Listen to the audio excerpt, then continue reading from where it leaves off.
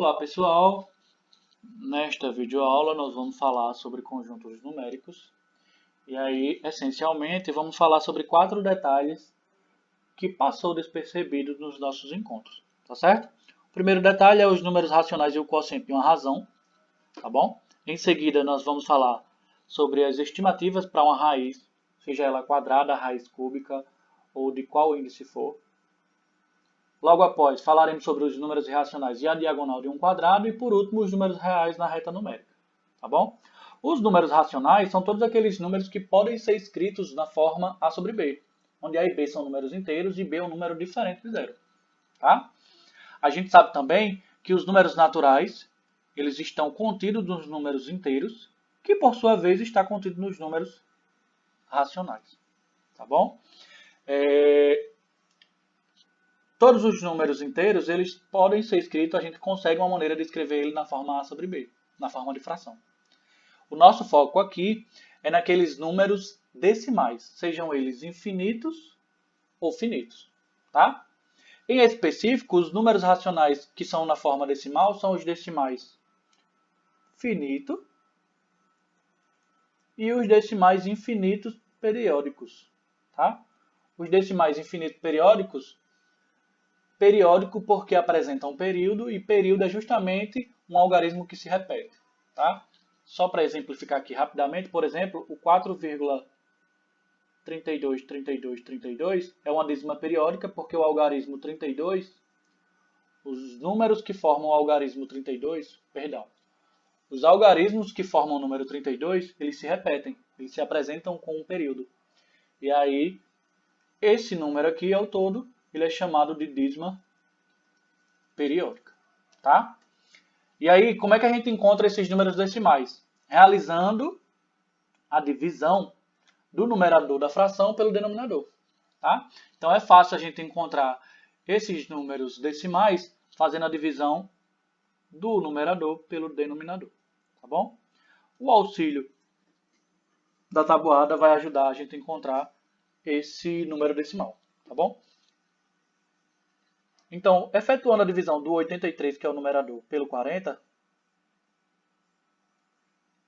teremos o seguinte, tá?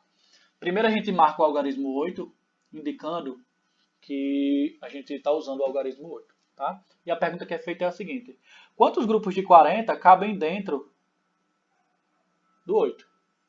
Certo? Evidentemente, não cabe nenhum grupo de 40 dentro do 8.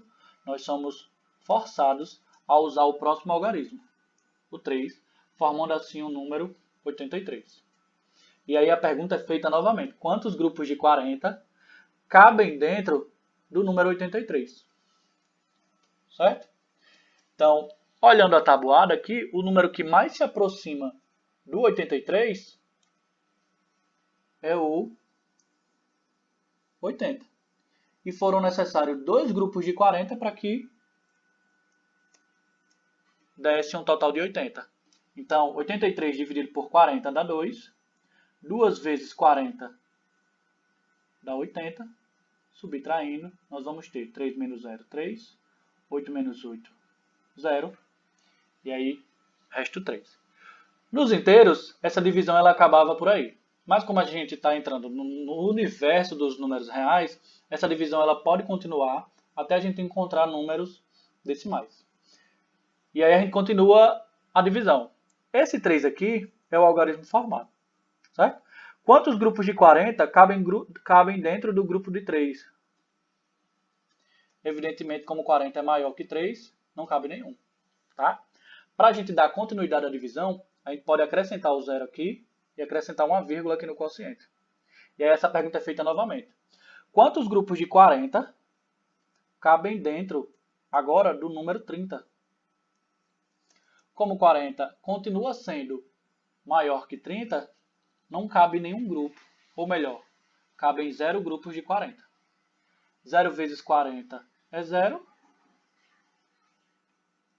30 menos 0 continua sendo 30. A gente ainda tem o direito de acrescentar um outro 0. E aí a gente continua a divisão. Dentro do 300, cabem quantos grupos de 40? utilizando os resultados aqui da tabuada, o número que mais se aproxima do 300 é o 280.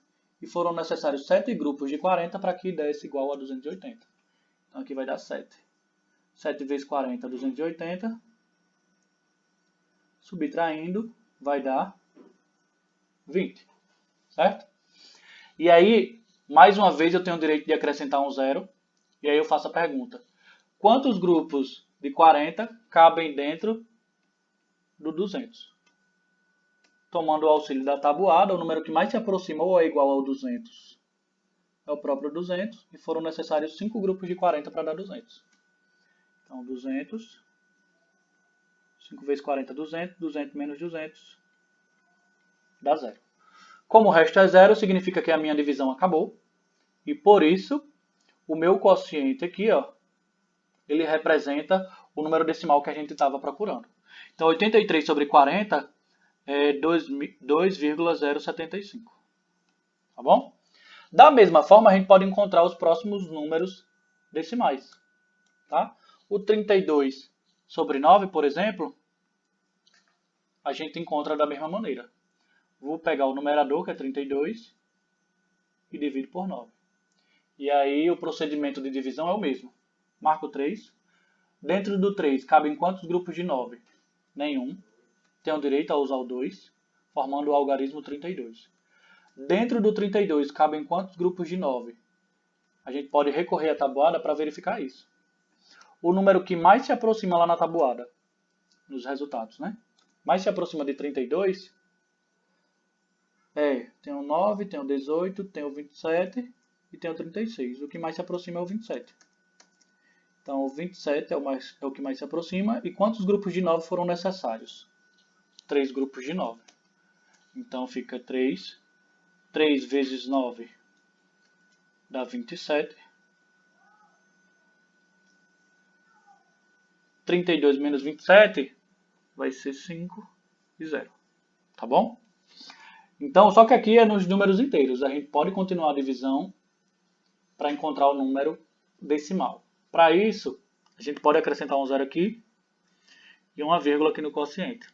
E aí a pergunta é feita novamente. Quantos grupos de 9 cabem dentro do 50? Verificando a tabuada, o número que mais se aproxima do 50 na tabuada do 9 é o 45. E foram necessários 5 grupos de 9 para dar 45. Então, 5 vezes 9, 45. 50 menos 45 dá 5. Mais uma vez, como o 5 não dá para dividir por 9, a gente tem direito de acrescentar um zero. Dentro dos 50, cabem 5 grupos de 9. 5 vezes 9, 45. 50 menos 45, 5. Acrescento um zero. Dentro dos 50 cabem 5 grupos de 9 mais uma vez, vai dar 45, vai dar resto 5 e assim sucessivamente. Percebam que existe uma repetição, ó. 50, 45, 50, 45, 50, 45. Essa repetição ela já dá início ao que a gente chamou de dízima periódica. O 5 se repetindo infinitamente. Tá? Essa divisão ela não tem fim, ele é um decimal infinito. Então, 32 sobre 9 é 3,5555 infinitamente. Ou, de maneira mais simples, 3,5 e um barra indicando que esse 5 é o período dessa dízima.